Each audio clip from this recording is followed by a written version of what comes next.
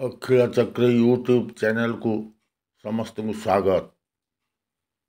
ओडिशा रे एबे भी महापुरुष मान जन्मपीठ अवहेलित। अखिल चक्र पक्षर कांत कवि जन्मपीठ को सारस्वत तीर्थर मान्यता दाबी।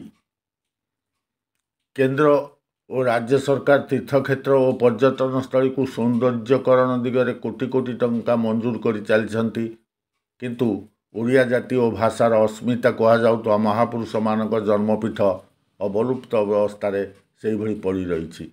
एप्रति कहारी दृष्टि पड़ू नथवा जो अखिल चक्र पक्षर क्षोभ प्रकाश पाई। ओडिया साहित्य को रुद्धिमंत कर पुण्यमयी तालपदा ग्रामर बंदे उत्कल जननीर रचयिता कांत कवि लक्ष्मीकांत महापात्र जन्मपीठ तथा साधना क्षेत्र अवहेलित अवस्था भी पड़ी रही। जेपरी जाजपुर जिलार अभिमन्यु बालिया कवि अभिमन्यु साधना पीठ से भली भाव अवहेलित हो पड़ी देखा जहां अवलोकन कले साहित्यिक लेखक मान को बहुत कष्ट देउछि बोली अखिल चक्र पक्षर क्षोभ प्रकाश करा जायछि। गत 18 तारिख फेब्रुआरी मास मंगलवार दिन बिंझारपुर जाजपुर वरिष्ठ नागरिक तथा अखिल चक्र कर्मकर्ता माने तिहिड़ीर तालपदा कांत कवि लक्ष्मीकांत महापात्र जन्मपीठ समाधिपीठ तांकर इष्टदेव मंदिर और तांकर पुरातन बासगृह एवं तांकर मानसपुत्र कृपा सिंधु दास अवलुप्त साधना पीठ परिक्रमा करथिले। यापरे स्वाधीनता संग्रामी तथा विप्लवी कवि कृपा सिंधु दास नूतन गोपालजीव मंदिर प्रतिष्ठा उत्सव रे जोग देइथिले। अखिल चक्र सदस्य मानकु सेठारे तांकर उत्तराधिकारी माने उच्छ्वसित संवर्धना ज्ञापन करथिले। मंदिर सम्मुखरे एवं कांत कवि ऑडिटोरियम रे दुईटी स्थान रे अखिल चक्र पक्षर आलोचना सभा करा जाइथिला। अनुष्ठान उपसभापति तथा साहित्यिक अध्यापक अजय कुमार ओझा सभापतित्व अनुष्ठित एही सभारे साधारण संपादक हरेकृष्ण पंडा कांत कवि साधना और संग्राम जाजपुर सहित घनिष्ठ संपर्क थिबा दर्शाइथिले। स्वाधीनता संग्राम और ओडिया भाषा को रुद्धिमंत करिवारे उभय कांत कवि और कृपा सिंधु दास अवदान उल्लेखनीय थिबा जोगु से माने ओडिशार अस्मिता बोली कहवा सहित यही क्षेत्रटी को पुनरुद्धार करा जाई ओडिशार एक सारस्वत तीर्थभूमि भाव परिगणित करने को श्री पंडा दाबी करिसेंती। मुख्य अतिथि भाव जोग देइथिबा राज्यपाल पुरस्कृत भारप्राप्त प्रधान शिक्षक नारायण चंद्र दास तांकर उत्तराधिकारी वाणी कल्याण महापात्र भारती पति जयंती दास किरणबाला दास को संबर्धित करथिले। अन्य मानक मध्यरु अनुष्ठान सह संपादक गौरांगचरण स्वाही प्रधान शिक्षक पीताम्बर स्वाई साहित्यिक और कवि सरोज कुमार सामल सत्यप्रिय स्वाई कवि जितेंद्र कुमार बेहेरा अरुण कुमार सामल शिवप्रसाद दास शिक्षक प्रभाष चंद्र पंडा प्रमुख जोग दे आलोचन अंशग्रहण करथिले। कांत कवि ऑडिटोरियम रे पुरी आसीथिबा अखिल चक्र शुभेच्छु अन्नपूर्णा पंडा और तांकर साथी कांत कवि उपरे संगीत और नृत्य परिवेशन करथिले। शेषे सभापतित्व करुवा अजय कुमार ओझा कांत कवि सारस्वत कृति उपरे आउरी गभीर गवेषणा आवश्यक बोली कहवा सहित राज्य सभापति राज्यवर्धन धल महापात्र वार्ता पाठ करथिले एवं से दर्शाइथिले जे अखिल चक्र यही पूज्य पूजा कार्यक्रम ताकू आगको नहीं चली तेबे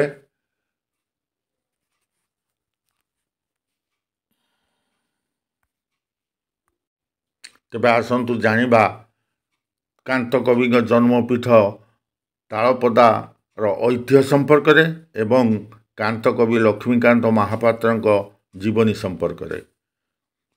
पुण्यमयी तालपदा अविभक्त बालेश्वर जिलार तिहिड़ी ब्लॉक अंतर्भुक्त एक पल्ली अंचल तालपदा तार ना अनेक कवि कवयित्री महान व्यक्ति विशेष मानकर जन्मभूमि। एठारे से जो समय परदा तले महिला और बालिका मानक रहिबार सामाजिक नियम भितर दे गति करने पड़ूला से କିନ୍ତୁ ପରଦା ପ୍ରଥାର ନିୟମକୁ ଭାଙ୍ଗି ମାତୃଭୂମିର ରକ୍ଷା ପାଇଁ ସେ ଗାଁର ମହିଳା ଓ ବାଳିକାମାନେ ସେତେବେଳେ ଆଗେଇ ଆସିଥିଲେ ପରାଧୀନ ଭାରତବର୍ଷକୁ ବ୍ରିଟିଶ ସରକାରଙ୍କ ହାତରୁ ମୁକ୍ତ କରିବା ପାଇଁ। ମହାତ୍ମା ଗାନ୍ଧୀଙ୍କ ଆହ୍ୱାନକୁ ସେମାନେ ସ୍ୱାଗତ କରିଥିଲେ। ମହାତ୍ମା ଗାନ୍ଧୀଙ୍କ ପ୍ରଥମ ଓଡ଼ିଶା ଗସ୍ତ, ମା ରମାଦେବୀଙ୍କ ଚୌଧୁରୀଙ୍କ ନେତୃତ୍ୱ, ଏସବୁ ଗ୍ରାମରେ ମହିଳାମାନଙ୍କ ମନରେ ନୂତନ ଦିଗ୍ଦର୍ଶନ ଆଶା ଜାଗ୍ରତ କରିଥିଲା। ତା ମଧ୍ୟ ଏହି ତାଳପଦା ଗ୍ରାମ ଉପରେ ପଡ଼ିଥିଲା। ସେହି ତାଳପଦା ଗ୍ରାମ ହିଁ କାନ୍ତକବି ଲକ୍ଷ୍ମୀକାନ୍ତ ମହାପାତ୍ରଙ୍କ ଜନ୍ମଭୂମି ଏବଂ କର୍ମଭୂମି ମଧ୍ୟ ହୋଇଯାଇଥିଲା। ତାଙ୍କର ପିତା ସ୍ୱର୍ଗତ ଭାଗବତ ପ୍ରସାଦ ରାୟ ମହାପାତ୍ର ସେଠାରେ ଜମିଦାର ଥିଲେ। ବଙ୍ଗ, ବିହାର, ଓଡ଼ିଶା, ଖଣ୍ଡ ବିଖଣ୍ଡିତ ଓଡ଼ିଶାର କାଉନସିଲର ଥିଲେ। ରାଧାମଣି ମହାପାତ୍ର କାନ୍ତକବିଙ୍କ ମାତାଙ୍କର ନାମ ଅଟେ। ପିଲାଦିନେ ଲକ୍ଷ୍ମୀକାନ୍ତ ତାଙ୍କ ମାମୁଁ ଘର କଣ୍ଟାପାରି ଯାଜପୁରରେ ରହି ପାଠ ପଢ଼ୁଥିଲେ। ତାଙ୍କର 3 ଭାଇ ଏବଂ 3 ଭଉଣୀ ଥିଲେ। ଭାଇମାନେ ହେଲେ ରମାକାନ୍ତ, କମଳାକାନ୍ତ, ସୀତାକାନ୍ତ ଏବଂ ଶ୍ରୀକାନ୍ତ। 3 ଭଉଣୀଙ୍କର ନାମ ରାଧାରାଣୀ, ଜାହ୍ନବୀ ଦେବୀ ଓ କୋକିଳା ଦେବୀ। କାନ୍ତକବିଙ୍କ 2 ପୁତ୍ର ନିତ୍ୟାନନ୍ଦ ମହାପାତ୍ର ଓ ଗୌରଚନ୍ଦ୍ର ମହାପାତ୍ର। ସେ ପିଲାଦିନରୁ ସାହିତ୍ୟାନୁରାଗୀ ଥିଲେ। ସେ କଟକ ରେଭେନ୍ସା କଲେଜରେ ପାଠ ପଢ଼ି ଡିଗ୍ରୀ ହାସଲ କରିଥିଲେ। ଯୁବକ ଅବସ୍ଥାରୁ ହିଁ ଦେଶକୁ ମୁକ୍ତ କରିବାର ଚିନ୍ତାଧାରା ତାଙ୍କ ମନରେ ସୃଷ୍ଟି ହୋଇଥିଲା। ଲେଖା ମାଧ୍ୟମରେ ଓଡ଼ିଶାରେ ଜନଜାଗରଣ ସୃଷ୍ଟି ପାଇଁ ଉଦ୍ୟମ କରିଥିଲେ ଏବଂ ଡଗର ନାମକ ଏକ ଓଡ଼ିଆ ପତ୍ରିକା ବାହାର କରିଥିଲେ। ସେଥିରେ ସେ ବ୍ରିଟିଶ ସରକାରଙ୍କ ବିରୁଦ୍ଧରେ କବିତା, ଗୀତ, ନାଟକ ପ୍ରଭୃତି ଲେଖି ଡଗର ପତ୍ରିକାରେ ଛାପି ଲୋକମାନଙ୍କୁ ବାଣ୍ଟୁଥିଲେ। କାନ୍ତକବିଙ୍କ 3 ପିଢ଼ି ବ୍ରିଟିଶ ସରକାରଙ୍କ ବିରୁଦ୍ଧରେ ସଂଗ୍ରାମ କରିଥିଲେ। ତାଙ୍କର ବିବାହ ଲବଙ୍ଗଲତା ଦେବୀଙ୍କ ସହିତ ହୋଇଥିଲା। ସେ ଭାଗବତ କୁଟୀର ଭଦ୍ରକରେ ରହି ଇଂରେଜମାନଙ୍କ ବିରୁଦ୍ଧରେ କାର୍ଯ୍ୟକ୍ରମ ପ୍ରସ୍ତୁତ କରିଥିଲେ। ତାଙ୍କ ସହିତ ଯାଜପୁର କବି, ବର୍ତ୍ତମାନର କବିମଣ୍ଡଳ କୃଷ୍ଣପ୍ରସାଦ ବସୁ, ଇରମର କବି, ବର୍ତ୍ତମାନର ଜାତୀୟ କବି ବାଞ୍ଛାନିଧି ଦାସ, ଗୋକୁଳାନନ୍ଦ ମହାନ୍ତି, ତାଳପଦା ନିବାସୀ ଲକ୍ଷ୍ମୀକାନ୍ତଙ୍କର ଧରମପୁତ୍ର, ମାନସପୁତ୍ର, ସ୍ୱାଧୀନତା ସଂଗ୍ରାମୀ କୃପାସିନ୍ଧୁ ଦାସ, କବିଙ୍କର ସଙ୍ଗୀତକୁ ସ୍ୱର ଦେଉଥିବା ସ୍ୱାଧୀନତା ସଂଗ୍ରାମୀ ମନ ସାବତ, କୁଳମଣି ନାୟକ ପ୍ରମୁଖ ତାଙ୍କ ସହିତ ରହିଥିଲେ। 1924ରେ ଗାନ୍ଧୀଜୀ ଓଡ଼ିଶା ଆସିଥିଲେ। ସାଳନ୍ଦୀବାଲିରେ ଗୋଟିଏ ସାଧାରଣ ସଭା ହୋଇଥିଲା। ଗାନ୍ଧୀଜୀଙ୍କ ସହିତ ଗୁଜୁରାଟରୁ ଈଶ୍ୱରଲାଲ ବ୍ୟାସ, ତାଙ୍କ ପତ୍ନୀ ପୁରୁବାଇ, ମା ଜୀବରାମ କଲ୍ୟାଣୀଜୀ କୋଟାରୀ ମଧ୍ୟ ଆସିଥିଲେ। ତାଙ୍କର ଲକ୍ଷ୍ୟ ଥିଲା ଓଡ଼ିଶାରେ କପା ଚାଷ ବହୁ ପରିମାଣରେ ହେଉ ଏବଂ ସେଥିରୁ ତୁଳା ବାହାରି ଚରଖରେ ସୂତା କାଟି ଲୁଗା ବୁଣା ହେଉ, ଯାହାଫଳରେ ଗ୍ରାମାଞ୍ଚଳରେ ପିନ୍ଧିବା ବସ୍ତ୍ର ଅଭାବ ରହିବ ନାହିଁ। ଏ କାମ ପାଇଁ ଜମିଦାର ଭଦ୍ରକ ସୁଦାମ ଚରଣ ଦାସ ତାଙ୍କ ପୁରୁଣା ବଜାରସ୍ଥିତ କୋଠାଟିକୁ ଈଶ୍ୱରଲାଲ ବ୍ୟାସଙ୍କୁ ଦେଇଥିଲେ। ସେଠାରେ ତୁଳାରୁ ବଳଣା ତିଆରି କରି ଚରଖାରେ ସୂତା କାଟି ଲୁଗା ବୁଣିବାକୁ ନିଜେ ପରୁବାଇ ମା ଏବଂ ଜୀବରାମ କଲ୍ୟାଣୀଜୀ କୋଠାରୀ ମହିଳାମାନଙ୍କୁ ପ୍ରଶିକ୍ଷଣ ଦେବାକୁ ଲାଗିଲେ। ମହାତ୍ମା ଗାନ୍ଧୀ ବିଭିନ୍ନ ଗ୍ରାମାଞ୍ଚଳକୁ ପଦଯାତ୍ରା ମାଧ୍ୟମରେ ବୁଲି ଦେଖିଲେ ଏବଂ ଛୋଟ ପିଲାମାନଙ୍କର ଶିକ୍ଷା ଦୀକ୍ଷା ଏବଂ ସୁସ୍ଥ ରକ୍ଷଣାବେକ୍ଷଣ ନିମନ୍ତେ ଆଶ୍ରମର ଆବଶ୍ୟକତା ରହିଛି ବୋଲି ମତ ଦେଇଥିଲେ। ଜୀବରାମ କଲ୍ୟାଣୀଜୀ କୋଠାରୀ ଜମିଦାର ସୁଦାମ ଚରଣ ଦାସଙ୍କୁ କିଛି ଜମି ଆଶ୍ରମ କରିବା ପାଇଁ ମାଗିଥିଲେ। ସୁଦାମ ବାବୁ ଭଦ୍ରକ ଗଦରପୁର ଠାରେ ଥିବା ତାଙ୍କର ଜମିରେ ଆଶ୍ରମ କରିବାକୁ ନିର୍ଦ୍ଦେଶ ଦେଇଥିଲେ। 1924 ମସିହାରେ ଗଦରପୁର ଏବଂ ବାଳାଶ୍ରମ ଗଢ଼ି ଉଠିଥିଲା। ଈଶ୍ୱରଲାଲ ବ୍ୟାସ ଦାୟିତ୍ୱ ନେଇ ଆଶ୍ରମ ପରିଚାଳନା କରୁଥିଲେ। ତାପରେ ତାଙ୍କ ପତ୍ନୀ ପୁରୁବାଇ ମା ସୋରଠାରେ କନ୍ୟା ଆଶ୍ରମଟିଏ ଗଢ଼ି ଶିକ୍ଷୟିତ୍ରୀ ଥିଲେ। ଅତ୍ୟନ୍ତ ଗରିବ ବାଳିକାମାନଙ୍କୁ ସେଠାରେ ରଖି ପାଠ ପଢ଼ାଇ ସ୍ୱାବଲମ୍ବୀ କରାଯାଉଥିଲା। ସେହିଦିନ ସାଳନ୍ଦୀବାଲିର ସଭା ଏବଂ ମହାତ୍ମା ଗାନ୍ଧୀଙ୍କ ଉଦ୍ବୋଧନ ସମାଜରେ ଗୋଟେ ବଡ଼ ପରିବର୍ତ୍ତନ ଆଣିପାରିଥିଲା। ତାପରେ କାନ୍ତକବି ପରିବାର ସହିତ ତାଳପଦା ତାଙ୍କ ଜନ୍ମସ୍ଥାନକୁ ଫେରି ଆସିଥିଲେ। 1926 ମସିହାରେ ପୂଜ୍ୟ ଗୋପବନ୍ଧୁ ଚୌଧୁରୀ, ମା ରମାଦେବୀ ଚୌଧୁରୀ ତାଙ୍କ ସଂଗ୍ରାମୀ ବନ୍ଧୁମାନଙ୍କ ସହିତ ତାଳପଦାରେ ପହଞ୍ଚିଥିଲେ। ସେ ସମୟରେ ଗୋପବନ୍ଧୁ ଚୌଧୁରୀ ଡେପୁଟି କଲେକ୍ଟର ଥିଲେ। ତାଙ୍କୁ ତାଳପଦା ପୋଷ୍ଟ ଅଫିସ ନିକଟରେ ଭବ୍ୟ ସମ୍ବର୍ଦ୍ଧନା ଦିଆଯାଇଥିଲା। ସଂଗ୍ରାମୀ କୃପାସିନ୍ଧୁ ଦାସ ହାରମୋନିୟମ ବଜାଇ ଗୀତଟିଏ ପରିବେଷଣ କରିଥିଲେ। ଶ୍ରୀଯୁକ୍ତ ଭାଗବତ ସାହୁ ସ୍ୱାଧୀନତା ସଂଗ୍ରାମୀ ପୂର୍ବତନ ପି ହେବାକୁ ରଚନା କରିଥିଲେ। ତାଳପଦା ଝିଙ୍କିରିଥା ନିବାସୀ ସେ ଅଟନ୍ତି। से सभारे उपस्थित थे पूज्य सज्जन स्वाधीनता संग्राम महान योद्धा माने यथा आचार्य हरिहर दास महोदय, नीलकंठ दास, शरत महाराणा, गोकुलानंद महांती, डॉक्टर हरेकृष्ण महताब, संग्रामी भागवत साहू, पूर्वतन एमडी कांतकवि समस्त संग्रामी भाई भौणी मैंने तालपदार महिला मानक एकत्रित कर गोटे दृढ़ संगठन गढ़ सफल होते। माँ देवी चौधरी नारी नेत्री भाव में कोकिला देवी संगठन दायित्व बहन करते। कांतकवि लक्ष्मीकांत महापात्र नुआ पोखरी निकटस्थ विस्तीर्ण प्रांतरटी हरिजन मानकर स्वामी परित्यक्ता असहाय महिला मानक उन्नति व्यवहार करा निर्णय नियाला। सेठारे गोटे अनाथ आश्रम शुभ दिगला। माँ रमादेवी चौधरी गोटे महिला समितिर उद्घाटन कले।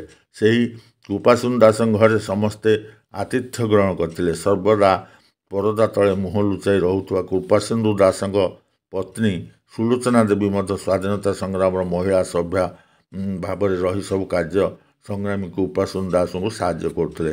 तापर दिन सेठारु पदयात्रा आरंभ होता। ग्रामांचल बहु संख्यक नारी पुरुष बालक बालिका से अंशग्रहण करते। से पदयात्रा जाई पालिया बिरंची नारायण मंदिर पड़िया एक साधारण सभा होता।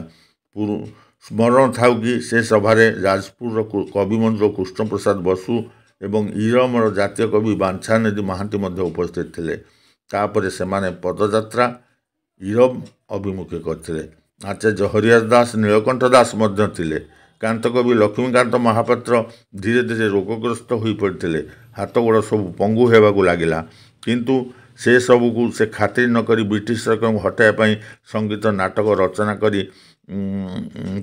सबुआड़ प्रचार प्रसार निमंते गोटे नाट्य संस्था गढ़ी 1922 मसीह 1942 मसीहा पर्यंत से ग्रामांचल युवक मान विभिन्न भूमिकार मंचर छिड़ा हो ब्रिटिश विरुद्धाचरण लेखा को गुरुत्वर सह परिवेषण करी साधारण जनता मनरे जनजागरण बीज रोपण कर चलते। नाट्य संस्थाटी से तांकर इष्ट देव श्री श्री गोपीनाथ जीव नाम नामित करते। श्री गोपीनाथ जीव नाट्य समाज से नाट्य समाज को नहीं से दूर दूरांतर पल्ली सहर घूरी बुलिले। तांकर भाई कमलाकांत महापात्र ब्रिटिश पुलिस गिरफ कले। कौन कारण न था ब्रिटिश विरोधी काम कर आरोप में सजा खटिया पड़ा एवं सही जेल तांकर मृत्यु भी हो जाता। एते बड़ दुख घटना को खातिर नक कांतकवि लक्ष्मीकांत पछक हटि नथिले। सबु समय पुलिस आड़ नजर तांको बासभवन उपरे तालपदा स्थित रहुतला। तांको घरे बारंबार ब्रिटिश सिपाही तदारक करुले। से कौन सब करुँच कौन सब लिखुंट रुग्ण कवि किंतु निजर सुरक्षा कथा को ध्यान न दे तांकर लेखा कागज खाता सबको निज पाखरे कूଳରେ चादर तले सर्वदा घोड़ाई रखुले। ब्रिटिश पुलिस मानकर नजर एड़ाई तांकर थिला निरापद स्थान। कवि सर्वदा तांका बासभवन निकटवर्ती किछि दूर थिबा बड़ आंब बण को जाई लेखालेखी करने पसंद करते। से बणटी एक आकर्षणीय छोट जंगल अटे। सेठारे माँ बड़ आंबा ठाकुराणी पूजा पाती। तांकर अनति दूर एक विशाल बौल गछ शाखा प्रशाखा मेलाई छिड़ा होइअछि। सेठी को कवि श्रद्धारे बौल बाहार नाम नामित करथिले। बणटी विभिन्न फल गछ कोड़ी गछ मान रही थाए। मो मते ताहा तालपदार भूस्वर्ग अटे। पाखरे साळंदी नदी छोट शाखाटे प्रवाहित होइछि। ता पाखकु लागी केतकी फुलर विराट बगीचा, ता पाखकु पोखरी एवं आश्रम कोकिला देवी अनाथ आश्रम अवगत निमंते जनाउछि कि वर्तमान सही स्थानटे कवि कनिष्ठ पुत्र गौरचंद्र महापात्र चेष्टा एवं नीरव साधनारे पीठ बालिका मानकर शिक्षार उन्नति निमंते प्रथम श्रेणी आरंभ करी युक्त 3 महिला महाविद्यालय पर्यंत गढ़ी उठी अच्छी। कांतकवि से ही बणर बौल मूले बसी निज कलम चालना करते। सृजनीर उत्स बंदे उत्कल जननी अटे। उत्कल मातार पदवंदना करुवा उक्त संगीतटी प्रथम उत्कल सम्मिलन में मनमोहन साबन एवं कृपासिंधु दास ଦ୍ୱିତୀୟ ସମ୍ମିଳନୀରେ ବୋଲିଥିଲେ। ଏବେ ଏହା ରାଜ୍ୟ ସଙ୍ଗୀତ ମାନ୍ୟତା ପାଇଅଛି। ସେ ବଉଳ ଗଛଟି ଏବେ ବି ସବୁ ସ୍ମୃତିକୁ ଜାବୁଡ଼ି ଧରି ନିର୍ଭୀକତାର ସହ କବିଙ୍କ ସଂଗ୍ରାମ କରୁଛି। 1924 ମସିହାରେ ସତ୍ୟାଗ୍ରହୀ ସଂଗ୍ରାମୀମାନେ ବ୍ରିଟିଶ ବିରୋଧରେ ଘୋର ପ୍ରଚାର ପ୍ରସାର ଲାଗି ପଡ଼ିଲେ। ବ୍ରିଟିଶ ସରକାର ଘୋଷଣା କଲେ ଯେ 4-5 ଜଣ ମଧ୍ୟ ଏକତ୍ର ବସିପାରିବେ ନାହିଁ। ସଭା ସମିତି ବନ୍ଦ କରାଗଲା। ଏହା ସରକାର ବିରୋଧୀ କାର୍ଯ୍ୟ ବୋଲି ଜଣାଇ ଦିଆଗଲା। ସଂଗ୍ରାମୀମାନେ ଲୁଚି ଛପି ସଂଗ୍ରାମ ଚଳାଉଥିଲେ। ଫିରିଙ୍ଗି ସିପାହୀଙ୍କୁ ନଜର ଏଡ଼ାଇ ରହି ସଂଗଠନକୁ ମଜବୁତ କରି ଲଢ଼େଇରେ ଭାଗ ନେବାକୁ ନେଲେ ଗୋଟିଏ ଏକାନ୍ତ ଗୋପନୀୟ ସ୍ଥାନର ଆବଶ୍ୟକତା ଥିଲା। କାନ୍ତକବି ଲକ୍ଷ୍ମୀକାନ୍ତ ମହାପାତ୍ର, ହରେକୃଷ୍ଣ ମହତାବ, ନୀଳମଣି ରାଉତରାୟ, ଗୋକୁଳାନନ୍ଦ ମହାନ୍ତି, ଭାଗବତ ସାହୁ, ନୀଳକଣ୍ଠ ଦାସଙ୍କ ପରାମର୍ଶକ୍ରମେ ସଂଗ୍ରାମୀ କୃପାସିନ୍ଧୁ ଦାସ ତାଙ୍କର ଇଷ୍ଟଦେବୀ ଶ୍ରୀ ଗୋପାଳଜୀଙ୍କୁ ତାଙ୍କ ବିଜେସ୍ଥଳୀ ଠାକୁର ବଙ୍ଗଳାକୁ ସ୍ଥାନାନ୍ତରିତ କରିଥିଲେ। ତାଙ୍କ ବିଧବା ପିଉସୀ ନାନୀ ମୁସିଦିବ୍ୟାଙ୍କ ବାସଗୃହକୁ ସେହିଦିନଠାରୁ ମୁସିନାନୀ ଠାକୁରଙ୍କ ସେବା ପୂଜାର ଭାର ଗ୍ରହଣ କରିଥିଲେ। ସଂଗ୍ରାମୀମାନେ ନିରାପଦରେ ଠାକୁର ବଙ୍ଗଳା ଗୃହରେ ରହି ତାଙ୍କର ବ୍ରିଟିଶ ସରକାର ବିରୁଦ୍ଧରେ ରଣନୀତି ପ୍ରସ୍ତୁତ କରି ଚାଲିଥିଲେ। ମହତାବଳୀ ଏବଂ ଭାଗବତ ସାହୁ ମହତାବଜୀ ଏବଂ ଭାଗବତ ସାହୁ କଂଗ୍ରେସ ଦଳ ସକ୍ରିୟ କର୍ମୀ ବଢ଼ିବାକୁ ସଂଗ୍ରାମୀ କୃପାସିନ୍ଧୁ ଦାସଙ୍କୁ ଦାୟିତ୍ୱ ଦେଇଥିଲେ। 1926 ମସିହାରେ ନୀଳକଣ୍ଠ ଦାସ କୃଷକ ସମାଜ ଗଠନ କରିଥିଲେ। ତାହାର ସଭ୍ୟ କରିବା ଦାୟିତ୍ୱ ମଧ୍ୟ କୃପାସିନ୍ଧୁ ଦାସଙ୍କୁ ଦେଇଥିଲେ। ମହତାବଜୀ ଆବିର୍ଭାବ ସାଇକେଲରେ ଆସି ତାଳପଦାରେ ପଢ଼ୁଥିଲେ। ସେଠାରୁ କୃପାସିନ୍ଧୁ ଦାସଙ୍କୁ ସାଥିରେ ନେଇ ଚାଲି ଚାଲି ଗାଁ ବୁଲି କଂଗ୍ରେସ ସଭା ହେବା ପାଇଁ ଲୋକଙ୍କୁ ବୁଝାଉଥିଲେ। ସଭ୍ୟ ହେବାର କିଛି ନିୟମ ଥିଲା, ଯଥା ମୋଟ ବୟସ 21 ବର୍ଷରୁ ଉର୍ଦ୍ଧ୍ୱ ଅଟେ। ମୁଁ ନିଖିଳ ଭାରତ କଂଗ୍ରେସର ସଭ୍ୟ ହେବା ପାଇଁ ଇଚ୍ଛା କରୁଅଛି। ମୁଁ ଜାତି ଧର୍ମ ବର୍ଣ୍ଣ ନିର୍ବିଶେଷରେ କେବଳ ଭାରତୀୟ ନାଗରିକ ଅଟେ। ଏହିପରି ଲେଖା ହୋଇ ଏକ ରସିଦ ବହି ଛପା ଯାଇଥାଏ। 4 ଅଣା ସଭ୍ୟ ଚାନ୍ଦା ଦେଇ ସେଥିରେ ଦସ୍ତଖତ କରି ସଭ୍ୟ ହେବା ପାଇଁ ପଡ଼ୁଥିଲା। ଦିନବେଳା 2 ଜଣ ଲେଖାଏଁ ସଂଗଠନ କାର୍ଯ୍ୟରେ ଗାଁ ପରେ ଗାଁ ବୁଲନ୍ତି। କୃପାସିନ୍ଧୁ ଦାସ କାନ୍ଧରେ ହାରମୋନିୟମ ବଜାଇ ଗୀତ ବୋଲୁଥାନ୍ତି। ତାହାରି ମାଧ୍ୟମରେ ଲୋକମାନଙ୍କୁ ବ୍ରିଟିଶ ବିରୁଦ୍ଧରେ ଏକତ୍ରିତ ହେବାର ବାର୍ତ୍ତା ପହଞ୍ଚାଇଥାନ୍ତି। ରାତିକୁ ସମସ୍ତେ ସେହି ଠାକୁର ବଙ୍ଗଳାକୁ ଫେରି ବିଶ୍ରାମ ନିଅନ୍ତି। ସମସ୍ତଙ୍କ ଖାଇବା ପିଇବାର ଦାୟିତ୍ୱ ପତ୍ନୀ ସୁଲୋଚନା ଦେବୀ ବୁଝୁଥିଲେ। ଗୀତ କବି ବାଞ୍ଛାନିଧି ଦାସ ସେ ବୋଲୁଥିଲେ, ଲାଗିଲାରେ ଯୁଦ୍ଧ ଲାଗିଲା, ଜାଗିଲାରେ ଦେଶ ଜାଗିଲା, ଷଣ୍ଢକୁ ନାଲିକନା ପରି ସରକାରଙ୍କୁ ହେଲାରେ ବୈରୀ। ହରେକୃଷ୍ଣ ମହତାବ ତାଙ୍କ ଅଜା ପାଠ ପଢ଼ିବା ପାଇଁ ଯେଉଁ ଅର୍ଥ ଦେଉଥିଲେ ତାହାକୁ ସେ ସଂଗଠନର ସଭ୍ୟମାନଙ୍କ ଘର ଚଳିବା ପାଇଁ ସଭ୍ୟମାନଙ୍କୁ ବାଣ୍ଟି ଦେଉଥିଲେ। 1930 ମସିହାରେ ଗୁଜରାଟର ଦାଣ୍ଡିଠାରେ ଲବଣ ସତ୍ୟାଗ୍ରହ ଲାଗିଥିଲା। ତାର ପ୍ରଭାବ ତାଳପଦାରେ ସାଧାରଣ ଜନତାଙ୍କ ଉପରେ ପଡ଼ିଥିଲା। ପୁରୁଷ ଏବଂ ମହିଳା ଉଭୟ ବହୁ ସଂଖ୍ୟାରେ ଯାଇ ବାଲେଶ୍ୱର ଇଞ୍ଚୁଡ଼ି ଏବଂ ଗୋପାଳ ଗାଁଠାରେ ଲୁଣ ମାରି ଲବଣ ଆଇନ ଭଙ୍ଗ କରିଥିଲେ। କାନ୍ତକବିଙ୍କର ସମସ୍ତ ଭାଇ ଭଉଣୀ କୃପାସିନ୍ଧୁ ଦାସ, କବି କୃଷ୍ଣପ୍ରସାଦ ବସୁ, କବି ବାଞ୍ଛାନିଧି ମହାନ୍ତି ପ୍ରମୁଖ ସେଠାରେ ଯୋଗ ଦେଇଥିଲେ। ହରେକୃଷ୍ଣ ମହତାବ ଏବଂ ତାଙ୍କ ପତ୍ନୀ ସୁଭଦ୍ରା ଦେବୀ ବାଲେଶ୍ୱରଠାରେ ହେଉଥିବା ନାରୀ ସମ୍ମିଳନୀକୁ ସୁଚାରୁ ରୂପେ ପରିଚାଳନା କରୁଥିଲେ। କାନ୍ତକବି ଲକ୍ଷ୍ମୀକାନ୍ତ ମହାପାତ୍ରଙ୍କ ଭଉଣୀ ଜାହ୍ନବୀ ଦେବୀ ମୁଖ୍ୟ ସଭାନେତ୍ରୀ ଭାବେ ଦାୟିତ୍ୱ ନିର୍ବାହ କଲେ। ପୂଜ୍ୟ ଗୋପବନ୍ଧୁ ଚୌଧୁରୀ ଯାଜପୁର ବରୀଠାରେ ଗୋଟିଏ ଖଦୀ ପ୍ରଚାର ସମିତି ଗଢ଼ିଥିଲେ। ତାଳପଦାକୁ ପତ୍ରବାହକ ଆସି କାନ୍ତକବିଙ୍କୁ ଏ ବିଷୟରେ ଜଣାଇଥିଲେ। ପତ୍ର ଦେଇଥିଲେ ମା ରମାଦେବୀ ଚୌଧୁରୀ। ଖଦୀର ପ୍ରଚାର ପ୍ରସାର ନିମନ୍ତେ ଏକ ଶେଷ ଯାତ୍ରାର ଆୟୋଜନ କରି ସଂଗ୍ରାମୀମାନେ ହାତରେ ଚରଖା, ନଟେଇ, ତାକୁଡ଼ି, ବଳଣା ସୂତା ପ୍ରଭୃତି ଧରି ଶୋଭାଯାତ୍ରାରେ ଆସି ଯାଜପୁରରେ ପହଞ୍ଚିବା ଆବଶ୍ୟକ। ସମସ୍ତ ଜିଲ୍ଲାରୁ ଶୋଭାଯାତ୍ରା କରି ସଂଗ୍ରାମୀମାନେ ପହଞ୍ଚିଥିଲେ। ମୁଖରେ କବିମାନଙ୍କ ଖଦୀ ସମ୍ପର୍କିତ ସଙ୍ଗୀତ। ତାଳପଦାରୁ ମଧ୍ୟ ବହୁ ସଂଖ୍ୟକ ସଂଗ୍ରାମୀ ଖଦୀ ଚରଖା ଶୋଭାଯାତ୍ରାରେ ଯାଇଥିଲେ। ଶୋଭାଯାତ୍ରାକୁ ପରିଚାଳନା କରି ଦାୟିତ୍ୱ ନେଇଥିଲେ ଦ୍ୱାରକାଜୀ ଏବଂ ଈଶ୍ୱରଲାଲ ବ୍ୟାସ।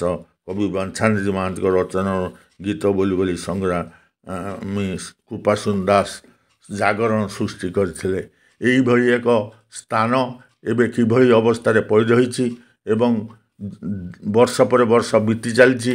ଯିଏ ଆମ ଓଡ଼ିଆ ଜାତିର अस्मिता ଓଡ଼ିଆ ଭାଷାର अस्मिता ସେ କ୍ଷେତ୍ରକୁ ସୌନ୍ଦର୍ଯ୍ୟକରଣ କରାଯାଇ ଏବେ ତାହାକୁ ସାରସ୍ୱତ ତୀର୍ଥଭୂମିରେ ପରିଣତ କରାଯିବା ଏକାନ୍ତ ଆବଶ୍ୟକ ବୋଲି ଅଖିଳ ଚକ୍ର ସଦସ୍ୟମାନେ ଅନୁଭବ କରି ଆୟୋଜିତ 2ଟି ସଭାରେ ତାକୁ ପ୍ରକାଶ କରିଥିଲେ।